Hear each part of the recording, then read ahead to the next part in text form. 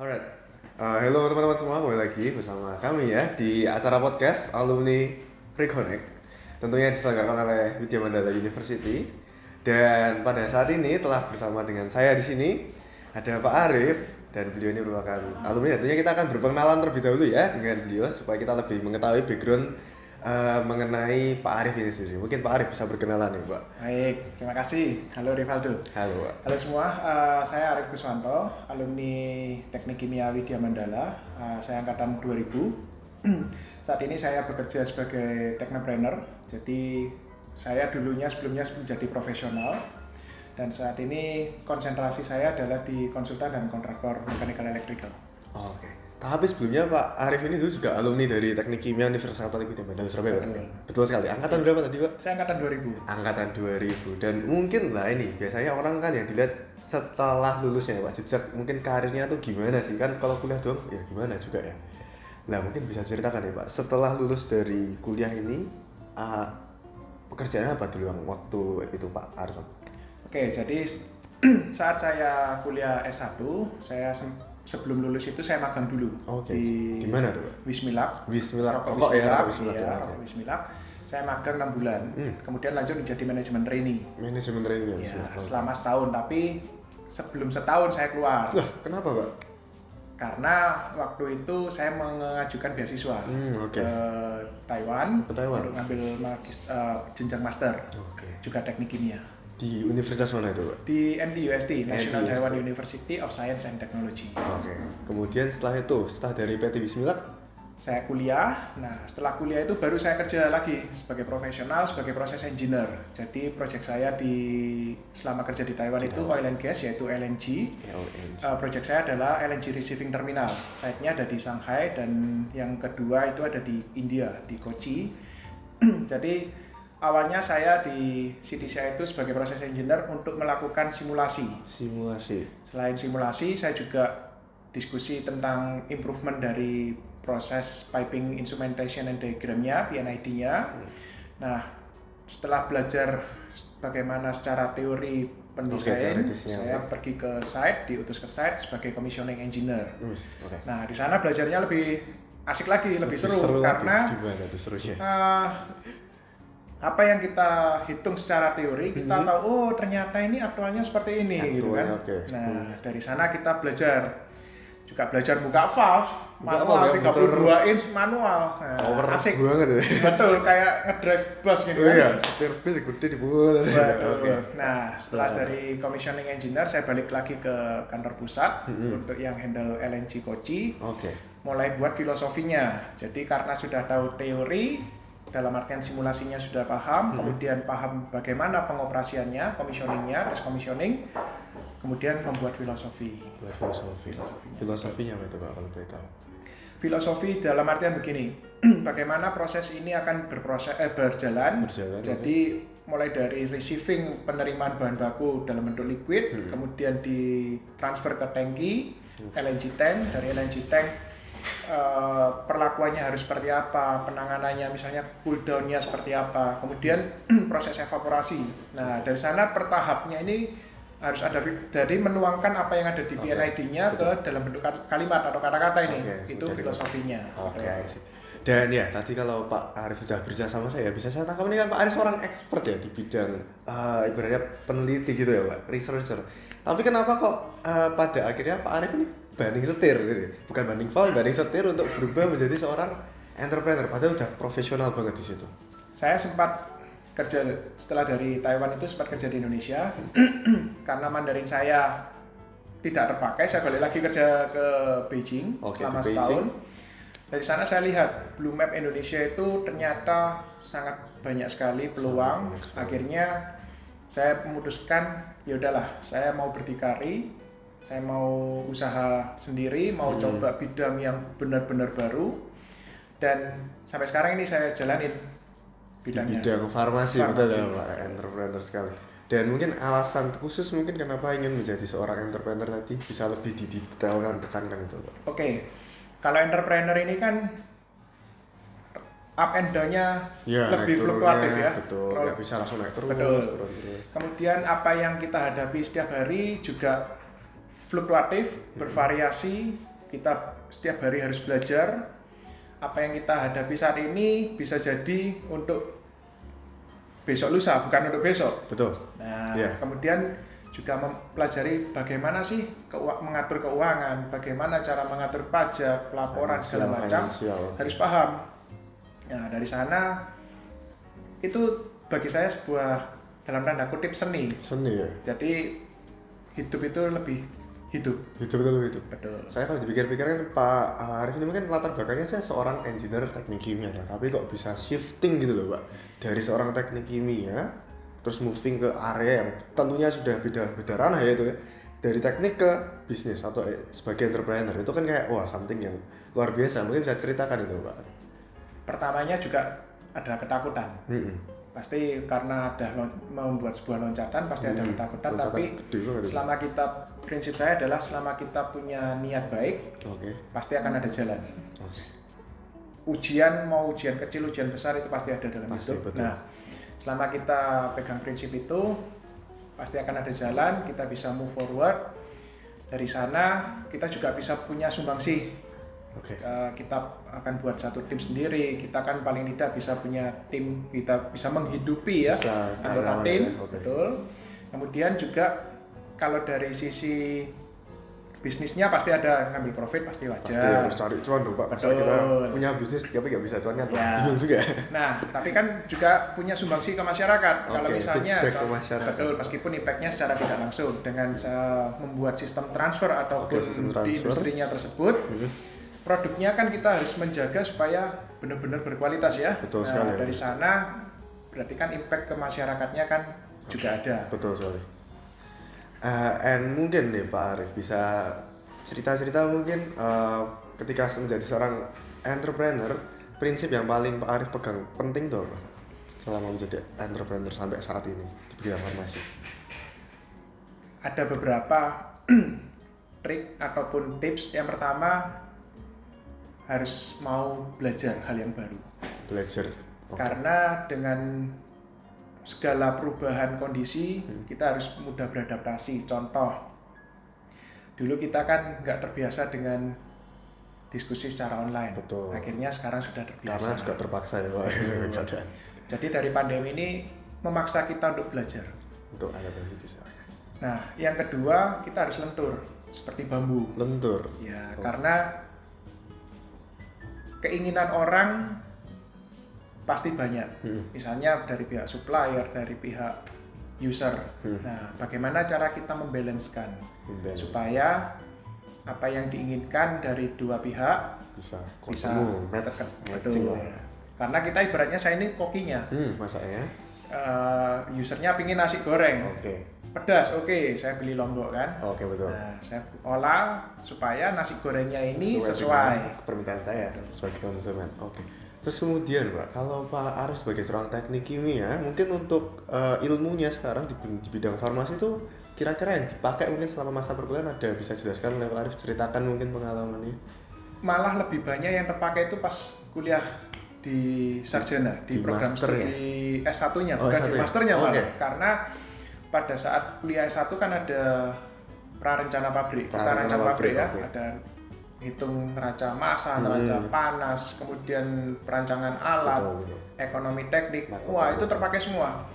Dan ditambah lagi menggambar teknik. Ya? Karena PNID, PFD pasti butuh. Kemudian pada saat customer sekarang itu pinginnya nggak cuma tampilan 2D, pengennya 3D. Coba 3D-nya seperti apa? Biar bisa kelihatan hidup kita lihat, buatkan. Nah, itu apa ya? Itu yang saya dapat selama saya kuliah di UM, dan itu ternyata betul-betul saya bisa pakai dan feedbacknya. Dan puji Tuhan memang itu sudah jalannya ya. Saya dulu pengennya ya yang penting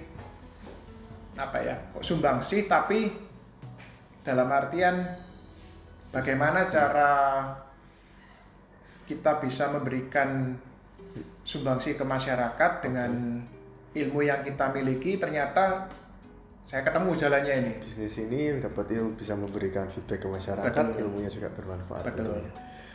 Dan mungkin ya Pak Arif, kira-kira kalau untuk anak-anak sekarang ini, Kira-kira Pak Arif bisa kasih wejangan apa nih kira-kira?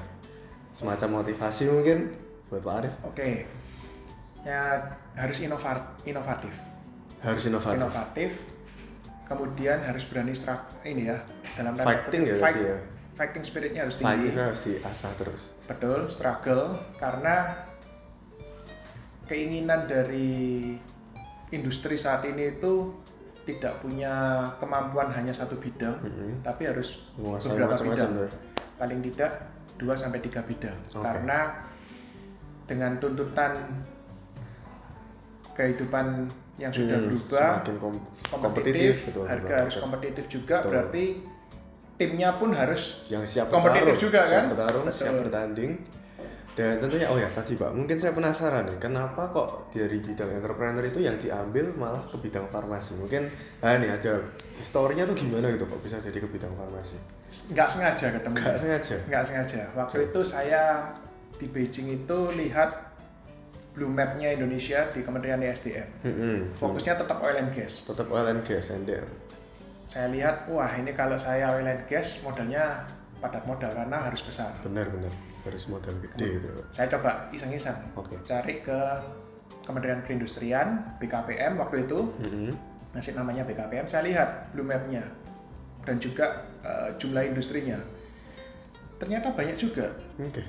Dan perencanaan mereka untuk 10 tahun ke depan, waktu itu saya di Beijing 2013, wah gila, banyak sekali. Mau di farmasi ada, di food and beverage ada, kemudian personal care ada juga. Saya pikir-pikir, ini kalau saya handle semua kan nggak mungkin. Saya harus memilih satu kan. Fokusnya satu aja. Fokus satu. Saya pikir gini, orang hidup itu kalau sakit pasti butuh obat. Betul. Sehat pasti butuh vitamin. Betul. Untuk Karena asupan, misalnya kita suruh makan sayur, makan daging ada, tapi kan persentase vitamin di dalamnya kan masih terbatas. Kurang. Kita perlu suplemennya kan. Harus ekstra lagi. Betul. Akhirnya saya pikir ya udahlah, saya pilih farmasi. Karena mau sehat, mau sakit dibutuhkan, pasti butuh. Ya. Mau yang tradisional, mau yang modern juga ada. Apalagi Indonesia sebagai negara Katulistiwa, keragaman hayatinya banyak sekali kan. Lengkap berarti sumbernya. Sumbernya ada untuk tradisionalnya. Memang untuk bahan baku yang modern masih harus impor, tapi perlahan-lahan pemerintah sekarang sudah konsentrasi untuk berdikari. Bahan baku contohnya paracetamol dari petrokimia kita olah supaya menghasilkan paracetamolnya. Nah, ini ketahanannya sudah, belum bicara ngomong kemandirian ya, kita harus bertahan dulu kan. Ketahanannya sudah kita siapkan ini. Nah, ternyata pemerintah seiring ini ya, asik ini. Sejalan juga. Betul. Ya. Contoh lagi, pada waktu pandemi, vaksin kan impor semua. Benar. Apalagi kondisi pandemi, farmasi sangat naik sekali. Terus bisa jelaskan. Vitaminnya banyak yang dibutuhkan, mahal. Nah, akhirnya selain butuh vitamin, butuh vaksin. Nah, vaksinnya Indonesia masih bergantung pada Bio Farma. Iya, punya Bio Farma. Single player kan. Nah, ada swasta yang tertarik, akhirnya swasta ini saya bantu bisa juga untuk menghasilkan vaksin sendiri. Akhirnya vaksin merah putih akhirnya dibuat di sini. Vaksin merah putih itu berarti produksi Indonesia. Indonesia. Mungkin kalau boleh tahu nih Pak Arif, mungkin selain tadi ada vitamin, paracetamol, kira-kira punya Pak Arif itu produksi apa lagi itu? Jadi saya bidangnya adalah konsultan, adalah mendesain tekniknya. Desain engineeringnya. Dari desain engineering saya melakukan konstruksinya. Jadi misalnya butuh sistem pengolahan air, saya bantu desain dan saya bantu untuk konstruksi. Selain itu misalnya selain itu ada lagi sistem transfernya pun saya bantu untuk desain dan juga konstruksinya. Mungkin tadi ya Pak, tarik ulur sebentar, saya kok tiba-tiba juga penasaran nih, tadi kok bisa tiba-tiba bicara tentang vaksin ya Pak, kok tiba-tiba farmasi perusahaan punya Bapak ini bisa ikut terlibat dalam produksi dari vaksin merah putih sendiri, itu awal mula cerita gimana?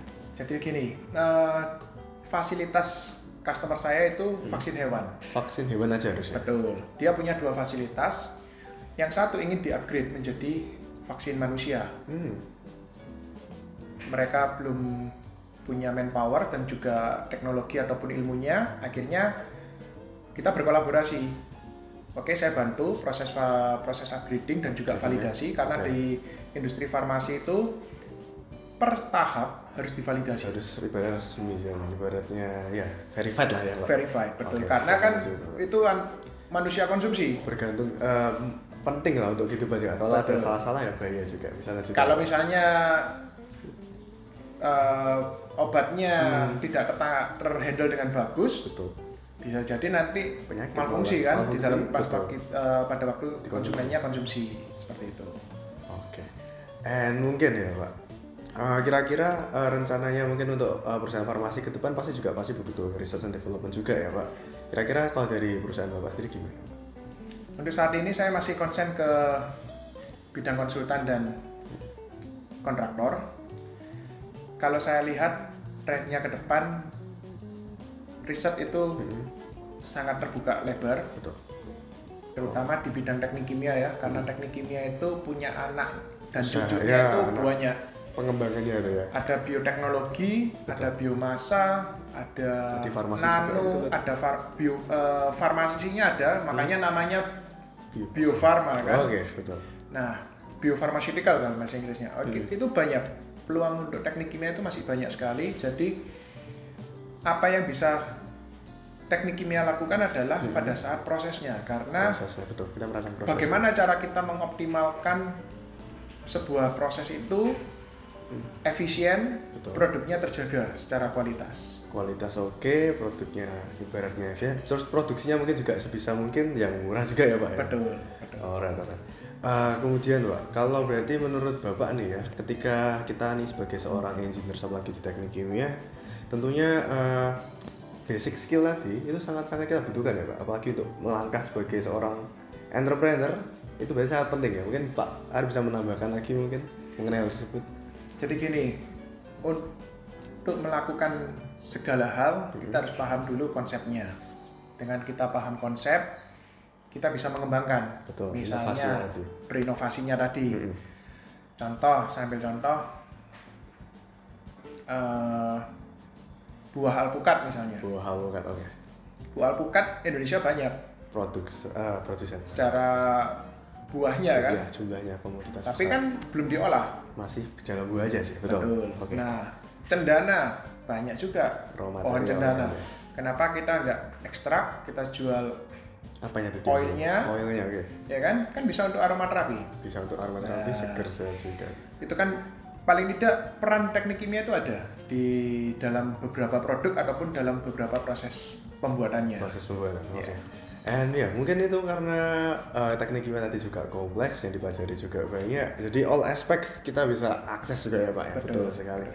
And mungkin ya Pak, by the way ya Pak, ini kan kalau kita lihat perkembangan berita akhir-akhir ini ya, semua harga seperti bahan bakar minyak itu kan melejit naik tinggi tuh sampai menimbulkan kontroversial tentunya. Padahal kita tahu sendiri ya Pak, negara kita ini kan ya kaya sumber daya alam tentunya. Contohnya sendiri bahan bakar minyak itu.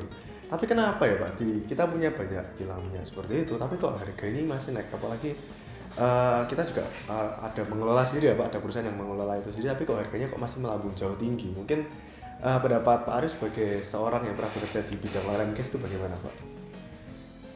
Harga minyak ataupun harga barang saat ini memang mengalami lonjakan. Faktor utamanya karena supply chain-nya terganggu dengan adanya kondisi Rusia dengan Ukraina.